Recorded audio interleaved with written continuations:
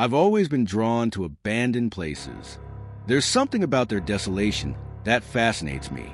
So, when I heard about an abandoned laboratory on the outskirts of town, I knew I had to go there. The night was dark and silent when I arrived at the laboratory. The entrance was locked, but I managed to find an open window.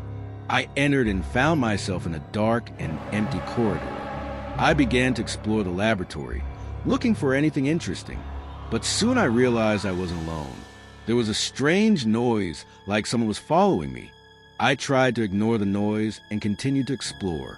I found a room full of old equipment and a desk with an open diary.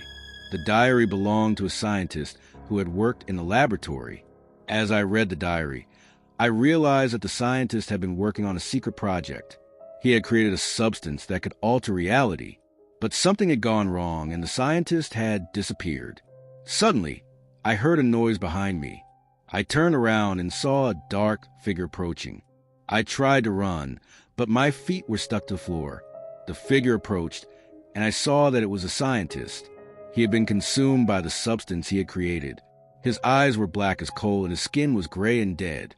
"You shouldn't have come here," he said, with a voice that wasn't human. And then, everything went black. When I woke up, I was lying on the floor of the laboratory. The figure had disappeared, but the diary was still next to me. I knew I had to get out of there as fast as possible. I ran to the exit. But as I looked back, I saw that the laboratory was changing. The walls were curving, and the ceiling was closing in. I knew I could never go back to that place again. And now I'm here telling this story. But I know I'll never be able to sleep peacefully again. The scientist's substance is still there, waiting for its next victim. And I know I'll never be able to enter an abandoned place again without thinking of the laboratory and the scientist who was consumed by his own creation.